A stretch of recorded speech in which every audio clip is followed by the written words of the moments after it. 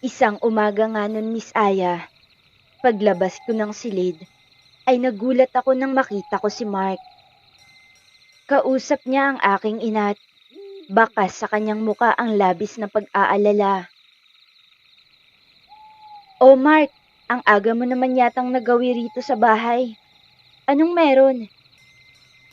Pagtatakang tanong ko. "Samara, pakiusap tulungan mo ko. Yung pinsan ko kasi, parang, parang nababaliw na." Aniya at aligagang nilapitan ako. "Nababaliw? Sino? Si Seth ba ang tinutukoy mo?" "Oo siya. Siya nga ang tinutukoy ko, Samara. Ewan ko ba kung bakit. Magmula nung pumunta kami sa bahay ni Clarissa, ay nag-iba na ang ugali niya. Di ko alam kung bakit pero bukang bibig niya palagi ang pangalan ni Clarissa. Hindi naman siya ganun dati." Paliwanag ni Mark at muli siyang nakiusap sa akin na alamin kung ano ang nangyayari sa pinsan niya. Sa ngayon kasi ay wala pang alam si Lolo Pedring. Nasa Karatig Baryo kasi ang abuelo nila at may pinuntahan ito. "Kung ganun, sino ang kasama mo ngayon sa bahay ni Lolo Pedring? Kayong dalawa lang ba ni Seth?" Tanong ko sa kanya. Tumango ang binata at sinabing, tama umano ako. Silang dalawa lamang ni Seth ang nasa bahay. Kaya't hindi niya alam kung ano ang gagawin. Kagabi pa raw kasi gustong umalis ni Seth sa bahay at gusto nitong puntahan ang kaibigan kong si Clarissa. "May alam ka bang mga nangyayari, anak? Alam mo ba kung ano ang nangyayari doon sa manliligaw mo?" Tanong ng aking ina sa akin. Dagdag pang wika ng aking ina, kailan lang ay umakyat umano ng ligaw sa akin si Seth. Pero nagulat na lamang siya nang malaman niyang nobyo na ng bagong salta ang matalik kong kaibigan. Marahan akong umiling at sinabing wala akong alam. Maging ako man ay nagulat rin sa mga nangyari. Hindi ko alam kung paanong nangyaring bigla na naging kasintahan ni Clarissa ang manliligaw ko. Hindi kaya may kababalaghang ginagawa ang Clarissang yan? Anong ibig mo pong sabihin, ay? Anong kababalaghan? Nagtatakang tanong ko. Alam mo kasi, sa pagkakaalam ko lang ha, yang lola ni Clarissa, sa ama, may dugong mambabarang. Hindi lamang dugong mambabarang, dahil talagang mambabarang ang ina ng ama ni Clarissa. Kung tama ang hinala ko, baka may ginawa yang kaibigan mo para makuha niya ng ganoon kadali ang binatilyo. Mahabang wika pa ng aking ina. Nay, kung mambabarang ang lola ni Clarissa, ano naman ang koneksyon sa nangyari kina Clarissa at Seth? Tsaka, nasa Karatig Baryo ang lola niya. Sa father's side, hindi ba? Imposible namang puntahan niya yun. Di ba nga galit siya sa tatay niya? Ewan. Basta, iba ang kutob ko sa mga nangyari. Ngayon kung ayaw ninyong maniwala, mas mabuti pang humanap kayo ng albularyo at patingnan niyang pinsan mo, Mark, para malaman nyo kung ano nga ba ang totoo. Suhestyon pa ng aking ina. Sa parteng ito, Miss Aya, ay hindi pa ako naniwala sa aking ina. Sinabihan ko siyang hindi magandang biro ang mga sinasabi niya. Siguro baka naisip ni Seth at napagtantong mahal niya si Clarissa. Kaya hayaan na lang ang dalawa kung nagmamahalan talaga sila. Hay, ewan ko sa inyo. Tanging nasambit na lamang ng aking ina't iniwan na nga kaming dalawa ni Mark sa sala. Nang araw na iyon, Miss Aya, ay pumunta kami ni Mark sa bahay ni Clarissa. Nilakasan ko ang loob ko habang naglalakad papalapit sa bahay ng kaibigan ko. Hindi ko kasi alam kung ano ang magiging reaksyon ko sa oras na makita ko na naman na nasa masayang tagpo ang dalawa. Sakto ngang pagpasok namin ni Mark sa bakuran ng bahay ay nakita namin ang dalawang naglalampungan. Grabe kung makalingki si Clarissa sa binata. Dinaig pa nito ang ahas. Seth, tara na! Umuwi na tayo. Parating na si Lolo Pedring. At tiyak akong hahanapin ka nun. Tara na! Aya ni Mark sa pinsan niya. Ayoko. Dito na muna ako. Umuwi ka na lang mag-isa. Sagot sa kanya ng pinsan. Hindi pwede. Magagalit si Lolo sa atin kapag nalaman niyang pinaggagawa mo. Sagot niya at nilapitan ng dalawa. Hinawakan ni Mark ang kamay ni Clarissa at pinakiusapang sabihan ng pinsan niyang umuwi na sa bahay bago pa man dumating ang abuelo nila. Sa hindi inaasahang pangyayari, Miss Aya, matapos hawakan ni Mark ang kamay ni Clarissa, ay nagulat na lamang kami nang biglang pagsasapakin si Mark sa muka ng pinsan niya. Hindi nakapaghanda si Mark sa biglaang ginawa ng pinsan niya, kaya't bumalandra siya sa sahig. Kahit bumagsak na sa lupa si Mark at putok na ang bibig niya sa malakas na pagkakasapak ni Seth, sumugod pa rin ang binata at walang habas na pinagsasasapak siya. Gulat na gulat ako't agarang nilapitan si Mark at inilayo kay Seth. Nababaliw ka na ba, Seth? Ano bang nangyayari sa'yo? Bigla mo na lang sinapak ang pinsan mo. Singhal ko kay Seth. Takang-taka ko ng mga sandaling iyon, Miss Aya. Lalo na noong sabihin ni Seth sa pinsan niyang kailanman ay hindi niya pwedeng hawakan ang kamay ng babaeng mahal niya. Walang sino man ang pwedeng humawak, kundi siya lang. Nababaliw ka na nga. Halika na nga, Mark. Doon muna tayo sa bahay. Gagamutin ko lang yung mga sugat mo sa bibig. Aya ko kay Mark at tinulungan na siyang makatayo. Nasisiraan ka na ng ulo, Seth. Kahit kailan ay walang magtatangka dyan sa sinasabi mong babaeng mahal mo. Sayong-sayo na yan.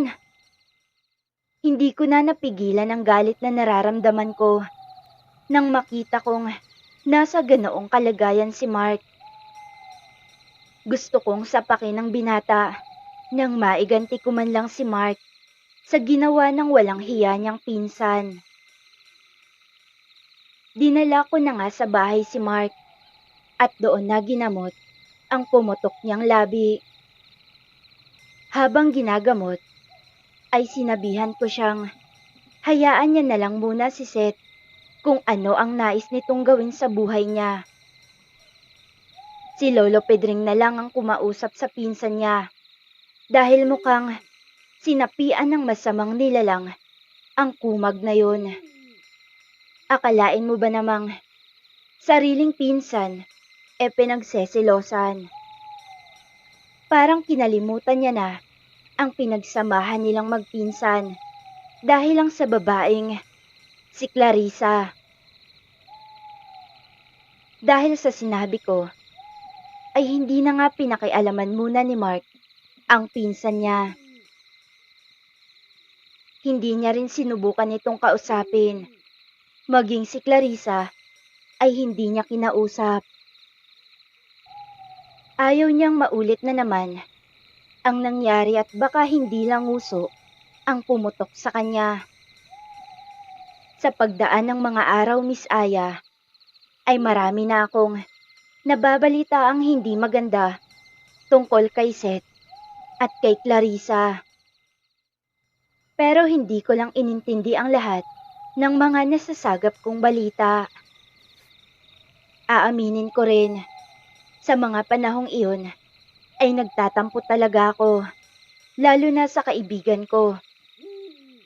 Hindi ko kasi lubos akalaing kaya niyang ahasin ang taong mahal ko.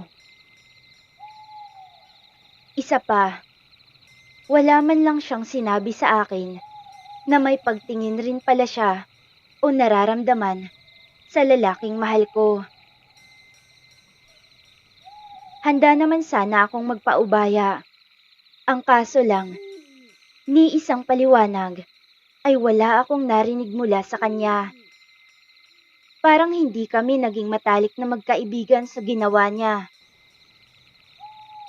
Subalit, isang hapon, mga pasado 6:00 na iyon, nabigla ako nang makita kong nagmamadaling maglakad si Clarissa papunta sa bahay namin. Nataong namimintana ako ng araw na iyon. Kaya't nakita ko ang pagiging taranta nito.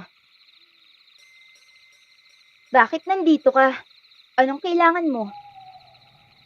Pataray kong tanong sa kanya nang makalapit siya sa pintuan. "Beshi, tulungan mo ko. Hindi ko na alam kung anong gagawin ko kay Seth." Pagsusumamo niyang wika sa akin. "Tulungan? Tulungan saan? Matapos mong agawin sa akin si Seth, ngayon lalapit-lapit ka sa akin at hihingi ng tulong? Anong klaseng kakapalan ng pagmumuka ang meron ka?" "Patawad na, Samara. Hindi ko intensyong saktan ka at agawin sa'yo ang taong mahal mo. Oo, aaminin kong kasalanan ko ang lahat. Walang kasalanan si Seth sa nangyari. Ako, ako ang may kasalanan ng lahat. Kaya nararapat lang na harapin ko ang gulong pinasok ko. Kaya pakiusap, Samara." Aniya, at dinaan na naman ako sa kaartihang kadramahan niya. Sinabihan ko siyang tigilan niya na ako sa kaartihan niya. Kailanman ay hinding-hindi niya na ako madadala sa kadramahan. Minsan niya nang sinira ang tiwala ko, kaya't hindi na mababago ang pasya kong magmula noong sinulot niya ang lalaking mahal ko, ay pinutol ko na rin ang pagiging magkaibigan namin. Patawarin mo ko, Beshi. Pangako, babawi ako. Kahit na ano pang gusto mong ipagawa sa akin, gagawin ko. Pakiusap, tulungan mo lang ako ngayon. Dahil sa pagsusumamo ng kaibigan ko, Miss Aya, ay umiral na naman ang pagiging pusong mamon ko. Anong tulong ba kasi ang kailangan mo, ha? Tsaka, papaano kita matutulungan? Bago pa man makasagot si Clarissa, ay nakita ko na si Seth. Mabilis siyang naglakad papasok ng bakuran ng bahay. Base rin sa nakikita ko, ay kakaiba ang presensya ng binata. Hindi na siya gaya ng dati, na masayahin at maaliwalas ang pagmumuka. "O, nandyan na palang kasintahan mo. Labasin mo na at mukhang ikaw ang hinahanap." Wika ko kay Clarissa. Sunod-sunod na umiling ang kaibigan ko. Sinabi niyang ayaw niyang magpakita kay Seth. Hindi na raw kasi maganda ang pag-uugaling ipinapakita ng binata sa kanya. Masyado na itong naging obsessed. Kahit na ang mga kababata naming lalaki ay pinagseselosan nito. Umabot na sa puntong Nasasaktan siya. Minsan na raw siyang nasakal ni Seth sa kadahilan ng nakita siya nitong kausap ang kababata naming si McCoy. Grabe umano magselo si Seth. Nakakasakal. Ang akala ko'y magiging masaya ako sa oras na maibaling sa akin ni Seth ang pagtingin niya sa'yo. Pero hindi pala. Isang malaking pagkakamali ang ginawa kong iyon. Ginawa? Anong ginawa ang sinasabi mo? Kunot noong nagtatakang tanong ko sa kanya. Hindi niya na nasagot pa ang tanong ko dahil narinig namin ang sunod-sunod na pagtawag ni Seth sa pangalan ni Clarissa. Clarissa, alam kong naririyan ka. Pakiusap mahal. Lumabas ka riyan at mag-usap tayo. Bruha, hindi ka ba naaawa sa kasintahan mo? Labasin mo na kaya't siya'y kausapin. Saad ko kay Clarissa dahil sa paulit-ulit na tinatawag ni Seth ang pangalan ng kababata ko't nakikiusap itong harapin siya ni Clarissa. Hindi na nga napigilan pa ng kababata ko, Miss Aya. Siguro dala ng takot at pagkalito kung ano ang gagawin niya. Inamin niya na sa akin ang lahat-lahat. Sinabi niyang ginayuman niya lang ang binata, kaya nakuha niya iyon ng ganon kadali. Pero mukhang nasobrahan yata ang pagpapainom niya ng gayuma dito. Kaya't ganon na lamang ang mga ikinikilos ng binata. Halos hindi ako makapaniwala sa mga isiniwalat ng kaibigan ko. Hindi ko lubos akalaing umabot sa puntong kailangang gumamit ng gayuma ni Clarissa, makuha lamang ang nais niya. Tinanong ko siya kung bakit niya nagawa ang ganon. Hindi niya ba naisip na maaari niyang masira ang buhay ni Seth? Umiiyak na umiiling-iling si Clarissa at sinabing masyado siyang nadala sa bugso ng damdamin noon. Hindi niya na alam ang gagawin niya. Anong hindi? Hoy Clarissa, huwag kang aanga-anga dyan. Alam kong alam mo kung ano ang ginagawa mo noon. Alam mong mali ang ginagawa mo pero ano, nagpadala ka pa rin sa bugso ng damdamin mo. Ngayon ano na ang gagawin mo? Naiiritang saad ko. Hindi sumagot ang kaibigan ko. Sa halip ay patuloy lamang siya sa pag-iyak. Hindi naglaon ay narinig ng aking ina ang boses ni Seth. Kaya't lumabas ito ng kusina at nadatnan niya nga kami ni Clarissa. Teka, nandito pala si Clarissa. Parang may narinig akong boses ng lalaki sa labas ng bahay. At parang nag-aamok na yata. Wika ng aking ina na papalapit sa amin. Wala nang dahilan pa para ilihim sa aking ina ang totoo. Kaya't sinabi ko sa aking ina, Miss Aya, kung ano ang ginawa ni Clarissa at bakit parang sinasapian na ng demonyo ang binata kong kumilos. Matapos marinig ng aking ina, ay tinawag niya ang aking ama at nagpatulong roon. Sakto rin namang dumating si Mark sa bahay namin. Kaya tulong-tulong silang pinapakalma si Seth at ipinasok sa loob ng bahay. Noong makapasok na nga si Seth sa loob ng bahay, ay para siyang batang sisiw na ayaw mahiwalay kay Clarissa. Si nanay at si tatay na ang pumunta sa manggagamot na hiningian ni Clarissa ng tulong para gayumahin ang binata. Mali pala ang hinala ng aking ina, Miss Aya. Nalalapit si Clarissa sa abuela niyang Nasa karatig lugar namin para humingi ng tulong upang maangkin ang binatang nanliligaw sa akin. Makaraan ng mahigit kalahating oras ay bumalik na sila kasama ang albularyo. Paglapit ng albularyo kay Seth, ay may mga inusal siyang orasyon. Pagkatapos ay tinapik ng 3 beses ang binata sa balikat. Bago sa pilitang, ipinainom ang langis na dala-dala nito. Ang sabi ng albularyo, pangontra raw iyon sa gayuma, kaya't huwag kaming mag-alala pa. Dahil ilang minuto lang, ay mawawala na ang epekto ng gayuma sa katawan ng binata. Matapos gawin iyon ng albularyo, ay hinarap niya naman si Clarissa.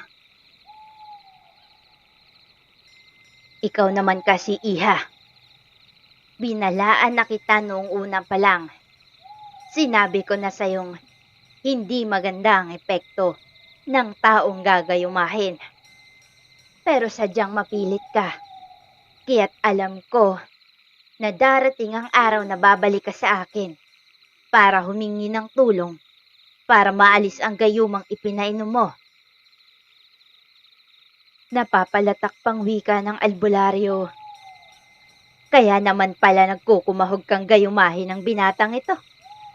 Dahil sa maganda ang tindig ng pangangatawan, tisoy pa. Alam mo, Iha, payo ko lang ulit sa'yo ha. Wag na wag mo nang uulitin pa ang ginawa mo. Mas mainam na totoong pagmamahal ang nararamdaman ng taong mamahalin mo kesa sa pilitan. Sa bandang huli, ikaw lang din naman kasi ang mahihirapan kung dadayain mo ang damdamin ng isang tao para lang mahalin ka. Aniya ng albularyo. Naiiyak na nagpasalamat si Clarissa sa albularyo. Nangako rin siyang hinding-hindi niya na uulitin pa ang pagkakamaling ginawa niya. Noong bumalik na sa sariling wisyo si Seth, ay laking pagtataka niya kung bakit may albularyo sa bahay at bakit napakapakla ng lalamunan niya. Si Clarissa na ang nagsabi ng lahat-lahat kay Seth. Todo hingi rin siya ng tawa dito. Noong una ay nagalit si Seth. Normal lang naman iyon dahil sa ginawa ni Clarissa sa kanya. Pero di kalaunan ay naging maayos na rin naman ang lahat. Ako naman, pinatawad ko rin si Clarissa. Pero marami na ang nagbago sa pagiging magkaibigan naming dalawa. Tungkol naman kay Seth, Miss Aya, syempre, natuloy ang naudlot naming pag-iibigan. At dito ko na po tatapusin ang kwento kong ito. Maraming salamat. At nais ko lang ipaalala na huwag masyadong magtiwala kahit kaibigan mo pa.